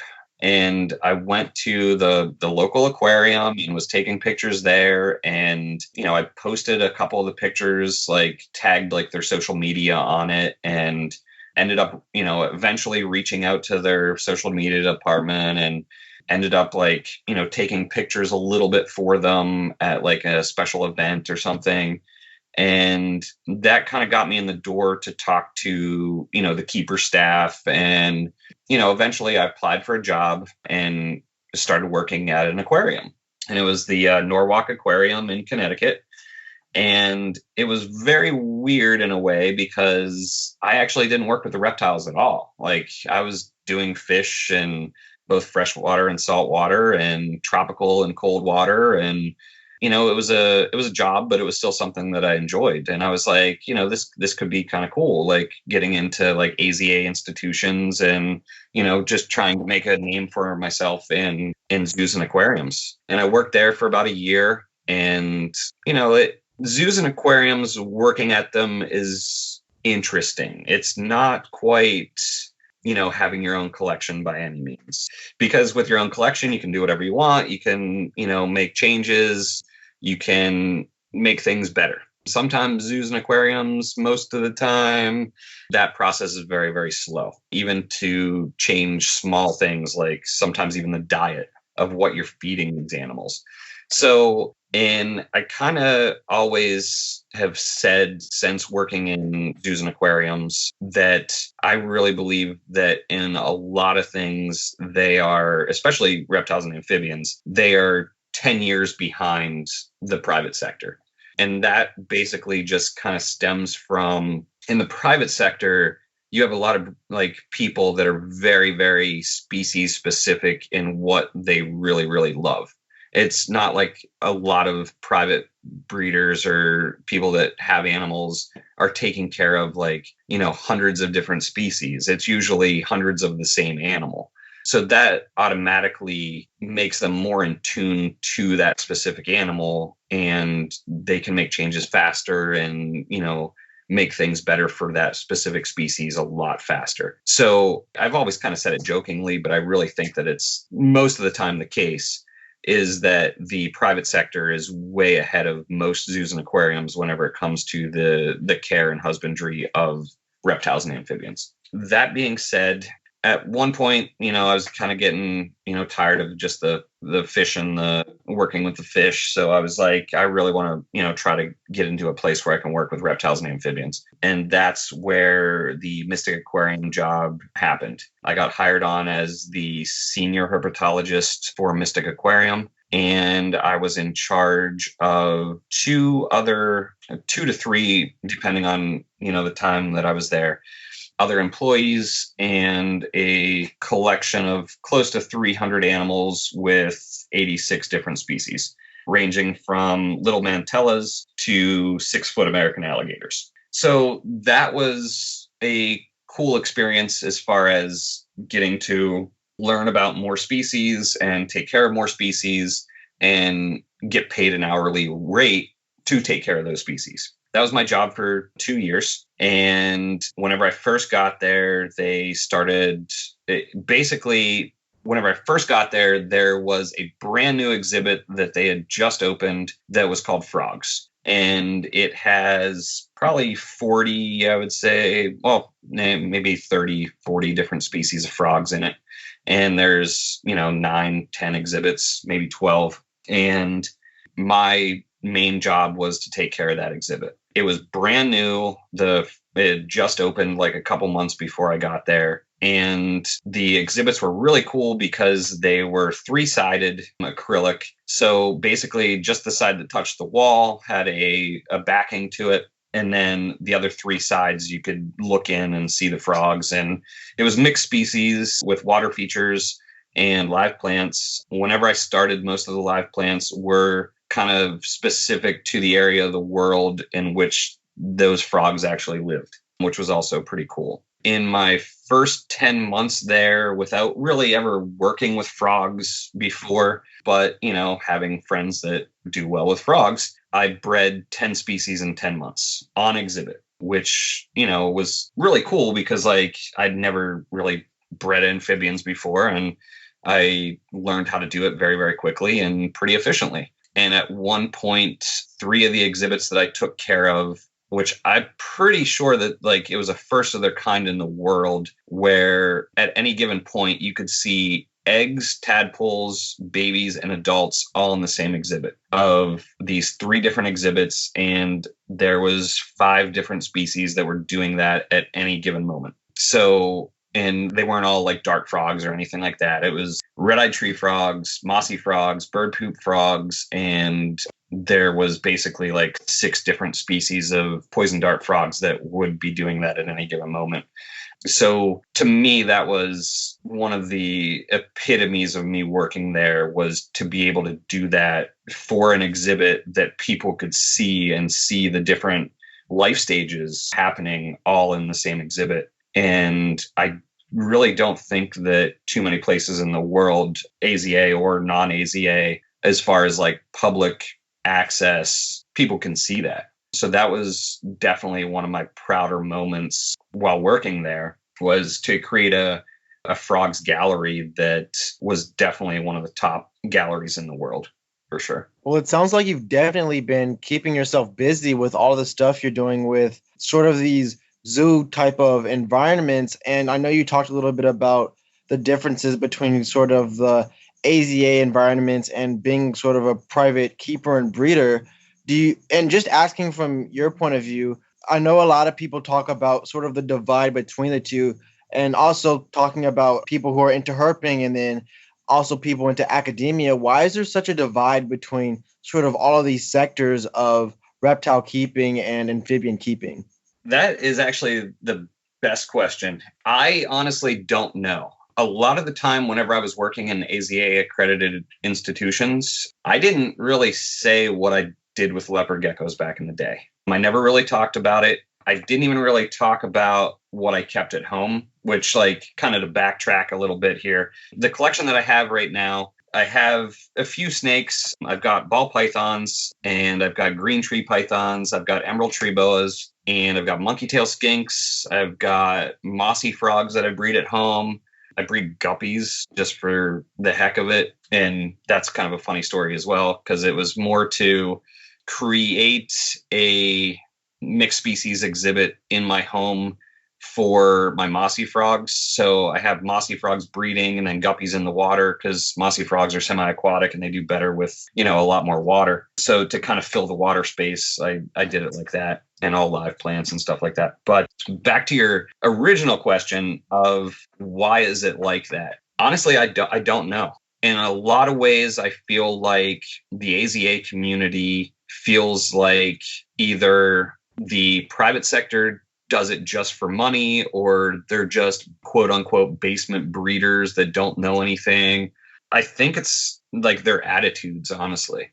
And, from a private sector person, seeing, that's the difficult part, is you work at AZA institutions where these people have, and going back to the schooling thing, where these people go to college, but they've never kept an animal in their life. And, they get a job at an AZA institution, and then they get taught a way to do things that has been almost passed down through the generations, like some historical text that this is the only way you should be doing this. And whenever you keep doing that, the information gets dated very, very quickly. And it's weird where you get these people, and I've seen this at a very prestigious AZA accredited zoo that you can watch on TV that I will remain nameless that I had actually volunteered at, whenever I was living in the quote unquote New York City area that has their own TV show. That basically how they do a lot of their hiring is they get interns in, then the interns become paid volunteer, assistant keepers, and then those assistant keepers become keepers, and then those keepers become like the senior keeper, and then eventually like they can get up to curator and stuff like that. And it's very, very internal, but it's no new information coming in because you've been hiring from the people that you've brought in as interns that just are fresh out of college. So it's a very, very interesting way of doing things that, some people might agree with it. Some people don't. I don't necessarily agree with it. I think you need to get new information from outside sources all the time if you want to really grow, even if it's from another zoo, because you never know what that other zoo might have been doing that was different from what the zoo that you're currently at is doing. So it's a very interesting topic. And I think the other thing that, kind of going back to how people at AZA zoos are, kind of frown upon people that are, breeding to make money, is that, they kind of look past the aspect that they're charging money for people to see their animals. So at the end of the day, like it's kind of the same thing in a lot of ways. And, some people may agree with me, some people may not, about how I wouldn't exactly call it exploitation of animals, but we're both using animals to make money. And it's usually a lot of that money is used to take care of the animals that we're trying to take care of. And at the end of the day, they're both businesses, even though, a lot of AZA will say that they're nonprofit and blah, blah, blah. But it's like, their higher ups still make a lot of money. We're talking like 6 figures. So even in a nonprofit, like the high ups are making money. So it's one of those things where they might be saying that it's, I don't know how nonprofits really work and stuff like that and how they can really classify it. But at the end of the day, like they're still bringing in money. So it's a very interesting thing where it's like the zoo community looks down on the private sector for making money, but the zoo community is doing the same exact thing to take care of their animals type of deal. So it's like this, like I said, it's this weird paradox where, I think there's a lot of misunderstanding between the two of them. And if they could work together, and that's kind of what I always dreamt of doing, was getting them to work together, because at the end of the day, it's all about the best care for the animals. And I think if being in the zoo community has taught me, and it's not really taught me because that's their ideal of it, but I've seen places that they have people taking care of certain animals that they have no clue what they're doing.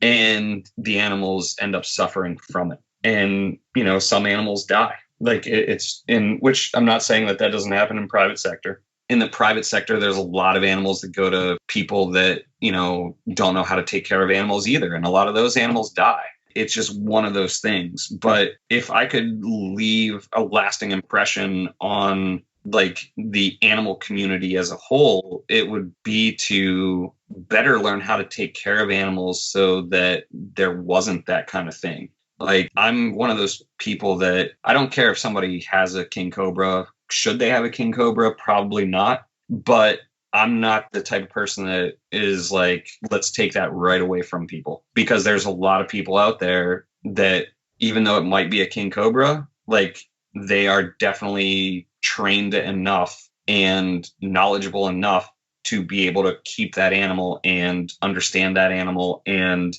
make advancements in the keeping of said animal.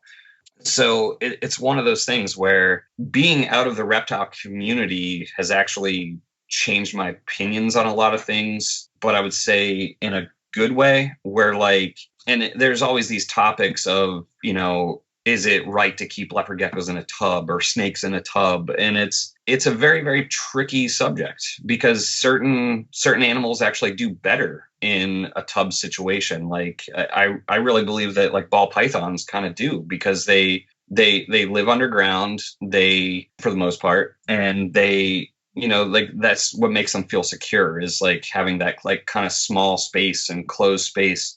And I think it's very, very species specific. And it's, even though a lot of animals don't or should have like bigger enclosures and stuff like that, it's not for everything, and it's not for the specific husbandry of certain things, like doesn't require it, if that makes sense. So it's a very interesting topic, and I really, really believe it's very, very species specific. And what I like to do now with a lot of the animals that I have at home, and it's one of the reasons why I'm kind of scaling back on my ball pythons too, after I've gotten like green trees and stuff like that, is to be able to create like an environment for them with like live plants and stuff like that. Like my mossy frogs, like all my mossy frog tanks actually have live plants, because one, I think it keeps the water quality better, and it's just more natural for the animal. So it's, for me as a keeper of these animals, it just suits everything better. And I think the more we can get AZA accredited people together with the private sector and come up with better ways to take care of all these animals, the better off all these animals are going to be eventually. I totally agree with that, especially coming from sort of an outsider's perspective. And I know you've been doing a lot of work with that sort of stuff, just from the stuff that you've been doing. And I think even in the reptile community with private breeders, a lot of that stuff is happening where people are kind of keeping certain things away from each other, like in terms of just breeding aspects or just information that a lot of people, I think, should have really access to. And I think once we stop blocking people from really educating themselves and then giving that information, I think just as a full community, that's when we could kind of go forward and move forward in a lot of things, instead of kind of staying the same and just doing things like they have always been, but to really kind of move everything forward in terms of care, husbandry, education, and just all that stuff in total. Absolutely. So I think the big question that a lot of people are asking at this point is, with everything that you've done in the past, would you ever consider of maybe starting to get into leopard geckos a little bit more within the future, or starting up to post more on your Facebook page in terms of gecko stuff, or even starting up your YouTube channel? I know a lot of people want to hear more about that. So for you, what do you have to say with that stuff? So I'm at a very, very interesting crossroads right now. This will be the first time that I actually publicly talk about it. I actually have a job offer that I might take. There's basically a few different paths that I can take right now. I just got a job offer to move to Fort Worth, Texas, and become their supervisor of amphibians at Fort Worth Zoo. Wow. It's pretty amazing. Yeah, which is very, very amazing. It is definitely one of the top 5 collections in the country as far as like zoos and aquariums go and stuff like that. And I'm very humbled that I even got offered the position. And I mean, they have, I think it's somewhere between 3,000 and 5,000 individual animals. The building itself it's called MOLA, and it is 30,000 square feet, and that's just the reptile house. So it is immense. I've never been there before, but there's videos online of like the building. They have a trio of gharial that have this really, really cool exhibit where the one part of it where the water is, it's all glass, so you can like see into the water. And they've got a lot of other really, really cool species to work with that I've never worked with before. They've got a saltwater crocodile.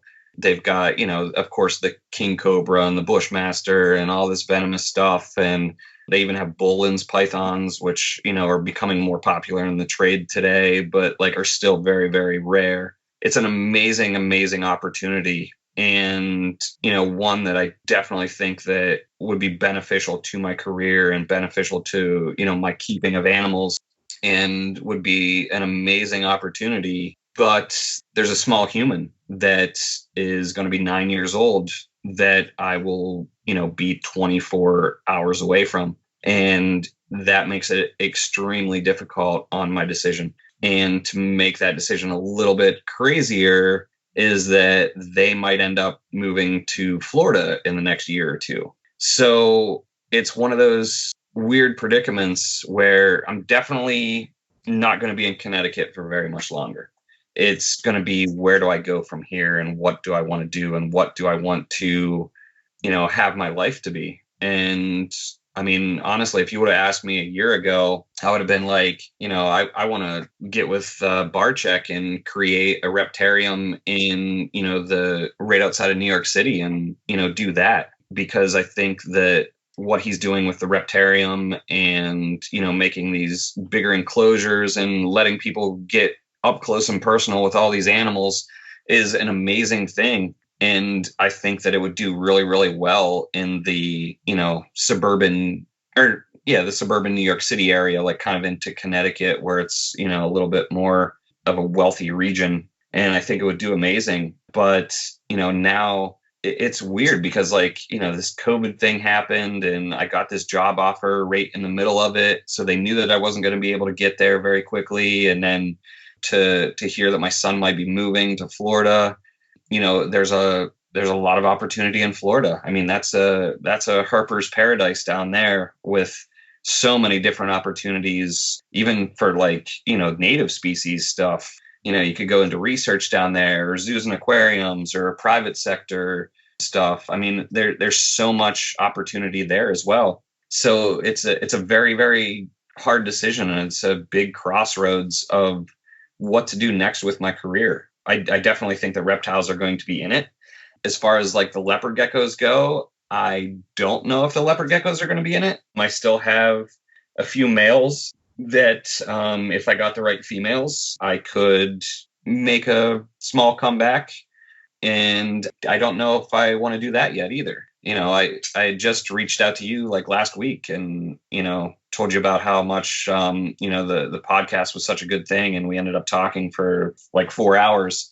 And that was kind of like, it was an interesting thing to, like, kind of, because the week before that I had posted on, some social media things about, me just scrolling through my YouTube and kind of reminiscing on what used to be. And I don't know what the future holds, honestly. Would I like to do something great for the reptile community or amphibian community? Absolutely. And, whenever I got into zoos and aquariums, I wanted, what my main goal was to use my knowledge that I already had to make things better for something, whether it was to breed an endangered species to be re-released, or, really get involved with conservation. One of the things that aquarium was to breed frogs to, either to give to other AZA institutions so that they didn't have to buy them, or, not get them from the wild, or do something, or even get into a species that needs, conservation and be able to re-release. But, it's kind of a smaller institution. So, like, there wasn't really that, opportunity to do that there. But, like, that would be one of my ultimate goals, is to be able to, not from a financial standpoint to do something to profit off of. It would be more to help to keep, like, a species alive, or, better reproduce a species, or do something that is beneficial for the actual species itself that I happen to be working on. And that's probably my biggest, like, change in opinion from whenever I was a professional breeder, is that, to me, it was never really all about the money or anything like that. Cause, like, if it was about the money, like, I would have got out, like, a long time before that. Cause there was many years where, like, it just wasn't profitably worth it. Let's put it that way. And it was just a hobby, and it was just something that I enjoyed doing. So, and I don't ever recommend, people starting to breed things thinking that they're going to make money. That is a very, very small percentage of people that are able to do that. And that small percentage, a lot of them don't last very long, and they have to sacrifice a lot to do it. And I don't think that's something that people really understand fully. And it kind of goes back to that whole thing where Brian Barczyk and I were talking about, like, the bigger you are as a breeder, like, the harder it is to survive. And, the only real, like, super big breeders that are able to do it are Mark and Kim Bell from Reptile Industries, the Gourmet Rodent and Reptiles by Mac. And it's because they supply the big pet store chains. And if they weren't able to supply those big pet store chains, like they would be out of business too. So it's one of those things that unless you are massive, like it's just super hard to survive. And that's not to say that people can't and stuff like that, because there's a lot of breeders that, like, you know, by producing, you know, 1,000, 2,000 animals, they do pretty well. And it's all about the area of the world that you live in too. I mean, you try to do that in like the expensive areas of Connecticut or, you know, New York City or something like that. Like you know, the money just doesn't go as far. If you're, you know, in the middle of nowhere, you know, your money can go a little bit further and it's a little bit easier to do it. But it's one of those things that as a business, reptiles and amphibians are hard as a business for sure. And I think how you mentioned earlier with working in sort of zoo environment, if you were to like continue with some of maybe breeding on the side or even YouTubing and social media, I think I know you kind of got into that stuff from Brian Barczyk a little bit, but even taking it from that perspective, I think that's something interesting that you could kind of take on and then start doing maybe. I know there's probably circumstances or rules against some of that stuff, but if you were to do like post pictures or start doing videos from a zoo environment, I think that'd also be pretty interesting to do. Oh, absolutely. And I think, you know, the best example of that would be Gatorland down in Florida. Yeah. You know, they have like their Savannah, their social media person, and, you know, she does very, very well. I've got to meet her in person and she's really cool. But it's one of those things where like some AZA institutions, and actually like a lot of them, like their social media department isn't a lot of times is not in touch with what their viewers want to see and how to manipulate the algorithms so that their viewers see it, which I think that was the biggest thing with Brian and how he was able to become so big, is that he learned everything that he could about social media, like right down to, you know, for YouTube, for instance, like the thumbnail that you use and specific wording on, you know, getting people to watch the video. And, you know, is some of it very, very exaggerated? Yeah, I'll be the first one to admit. Yeah, absolutely. And it's clickbait. And I'm not saying that that's good or bad or anything like that. It's just, you know, what happens whenever you are trying to have the algorithm work in your favor. Whenever I first started social media, it was much easier. Like Facebook is a perfect example of it. Right now, probably with Facebook, whenever a person will make a post, only, you know, 2 to 5% of the people that follow them or are friends with them will ever see that post in their news feed. So back whenever I started Facebook as a platform to market my business, it was 100%. So every time I posted somebody or something, everybody that liked my page saw it. And that made it very easy for me to grow it. Whenever you only have like 2 to 5% of the people that are following your page able to see it, like that's not very much. And then whenever you take into the account that some of these people were actually buying likes to, you know, boost the number of people that are liking their page, it actually works against you, because you buying likes, you know, you just have taken the number of people that are going to see your actual post away from you because of it's only 2 to 5%. So a lot of people didn't understand that part of it. So they're spending money to make it look like their page is more popular, but actually less people are actually seeing their page, which is one of those weird things that most people don't understand. And, you know, one of the facilities that I used to work at, they did that, where they bought likes to make it look like they would, you know, buy the advertising or the boosting your post and stuff like that. And in a lot of ways, it actually hurts you. So a lot of people that do social media for, you know, zoos and aquariums, they're not that good at it. But there's also, you know, other zoos and aquariums that they're very, very good at it.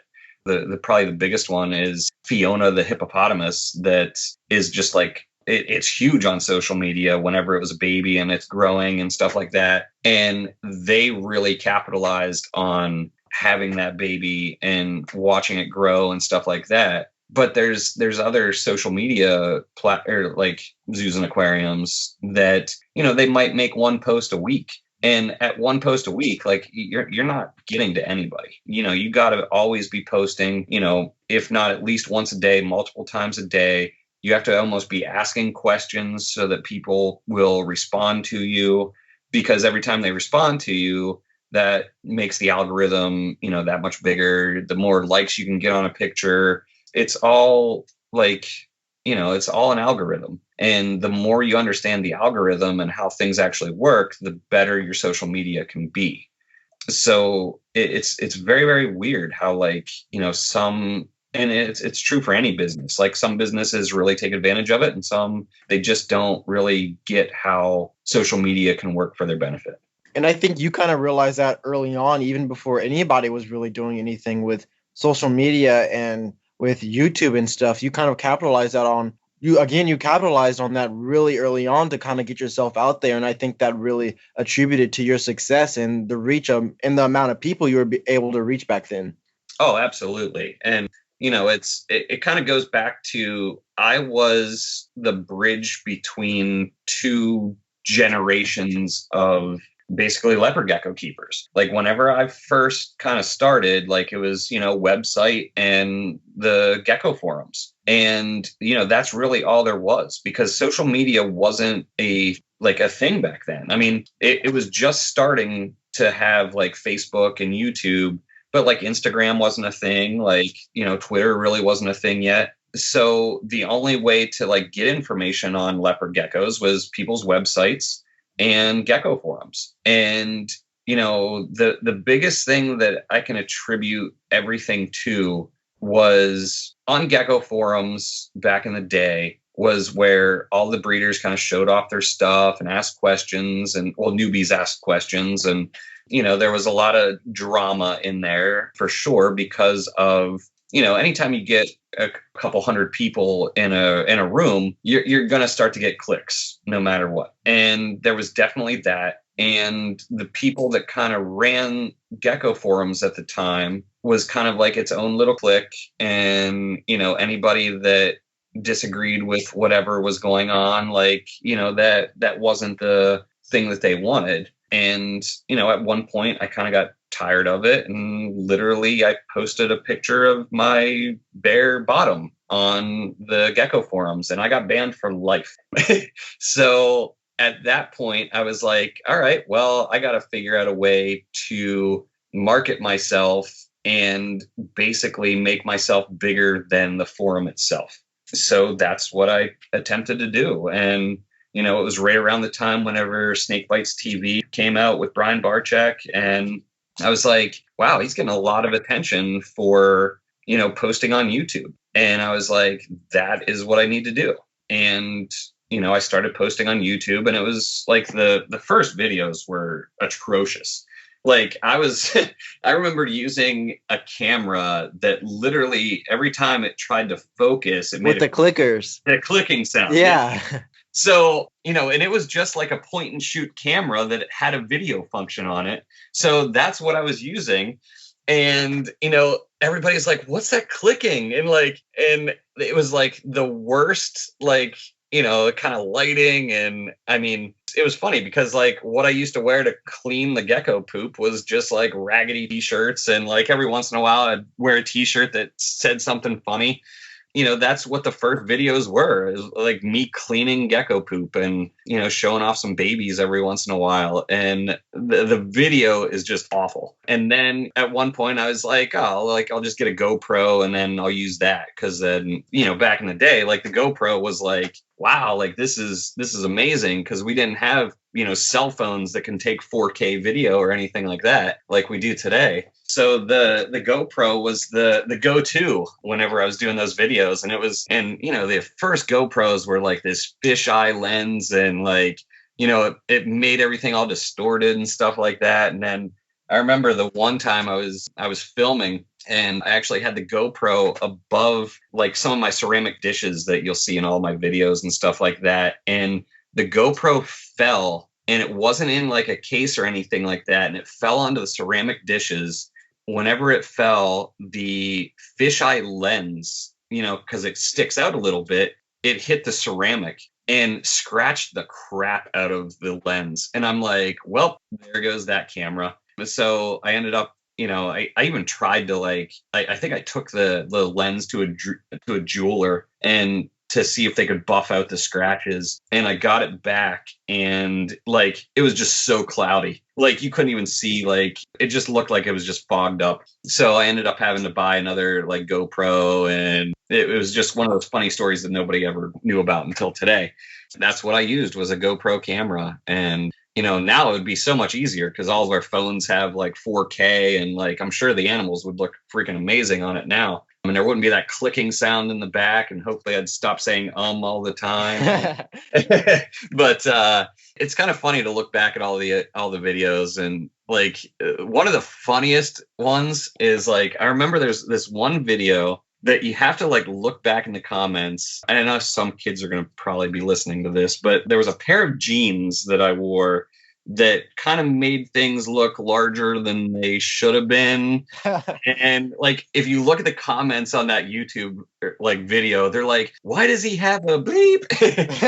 And it's just oh no, but yeah, it's just little funny stuff like that over my YouTube career. And it's funny because even to this day, there's probably recent comments that are wow, what's going on there? But yeah, it's just yeah, my YouTube stuff's kind of funny to look back on now. Yeah, and it's kind of funny to see kind of how the progression in your videos, even starting from the beginning. I think even when you started your videos, I think you were still working with Alberto with some of the stuff you had over there. And then going even to your very last video, you could really see the progression and just everything you were doing, which is pretty awesome to see. Yeah, exactly. The original videos are from Alberto's basement. And then I think there was even a video, saying oh, this is going to be my new gecko room, and bringing some animals to my new gecko room. And at the time it was the best animals that I had that season. And there wasn't even any racks in there yet. And it was oh, these are going to be the first animals ever brought into my new basement in my house. And kind of made a big deal about it. And, and then it kind of got crazier from there. And then, the one time I had Brian Barczyk over, and he did a snake bites episode in my basement. And, whenever I show people what I used to do, that's actually what I, kind of send that link to them. Cause that was definitely more professionally done. And it kind of was, cool for its time. Whenever I had, Brian Barczyk in my basement videoing all my leopard geckos. And again, it's super crazy that people still to this day go back to these videos and refer to them there's a lot of great information in those videos. And even a lot of people today, if someone asks me a question, I'll just send them a link to one of those videos, and just a lot of great information that's put in there. And regardless of how crappy the photo quality was or anything, I think it's really just the information that carried over, and I think that's why it just lasts for so long. It's really the content more than the quality of anything that was happening. Well, I really appreciate that. And it's one of those weird things too, where so the two craziest parts about probably my YouTube stuff that are a little bit harder to believe is, first off, the YouTube videos were never edited. I never edited any of them. It was literally one take, and this is what we're going to do. Which, looking back now, is even crazier because everything on YouTube now is just edited, and they have different scenes and all that stuff. So for me to be able to just go through for 30 minutes at a time and just ramble was always kind of crazy, and how I usually did it all in one take. And I think there was one time where I was getting a leopard gecko out or something like that, and I left the tub open, and one dropped on the floor from decently high.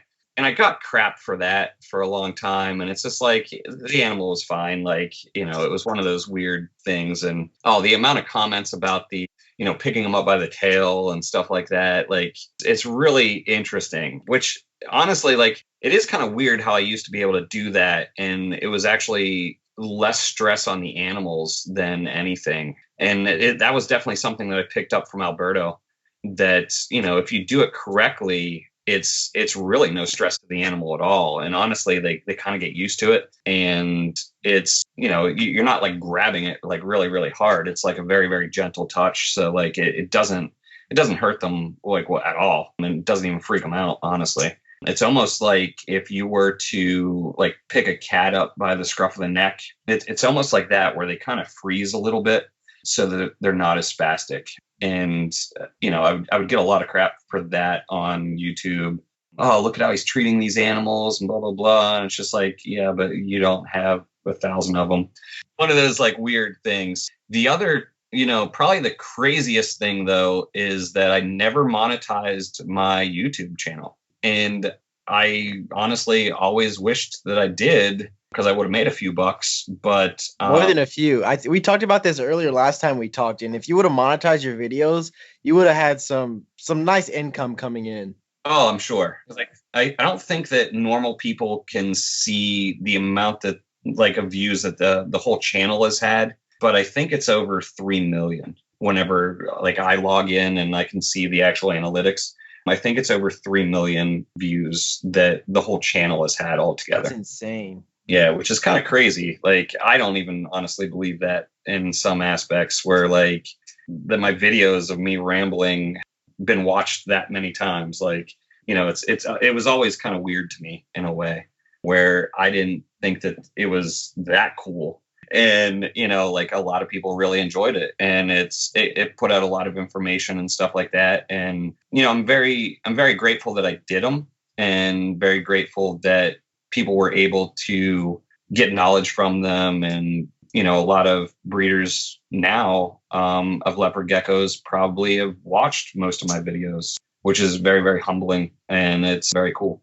Definitely. And again, your YouTube channel has lasted a big impact on the leopard gecko community. And I think you talked a little bit about hate earlier, and I think that's kind of the reason why a lot of people who are into leopard gecko, some of the bigger guys, now are kind of going away from that and haven't really started a YouTube channel. I know some people have really attempted. There's not really anybody who's a bigger, more well-known, reputable breeder who's doing YouTube like you're doing. I think you're kind of one of the last people to go on, and you started it up, and not really anybody took the place of that. And a lot of people, really no one, there's a few people who are doing a pretty good job with it now, but not really anybody is doing it like you did it. So there's kind of a hole within YouTube filling that space that you left out.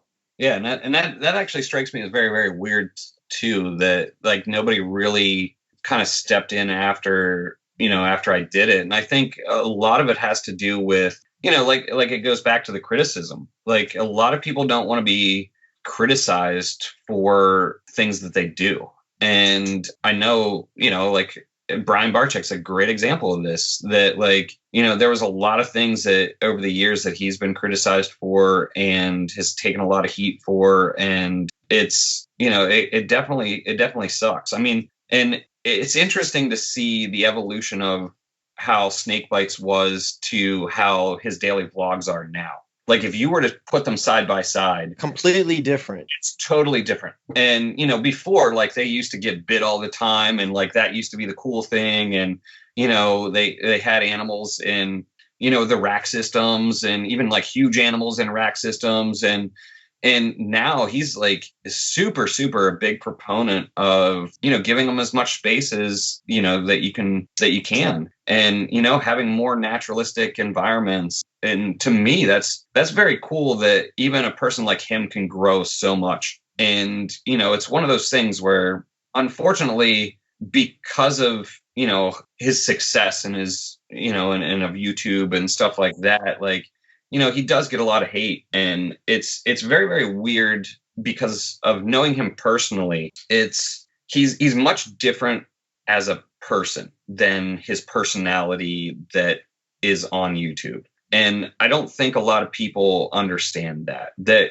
at the end of the day, anything that's on social media is like an exaggeration of what people are in person. And it's like people that are in movies. You see like people that play the same kind of part all the time, and you're like, oh, that's how they have to be in person. And it's like, no, that's the character that they play.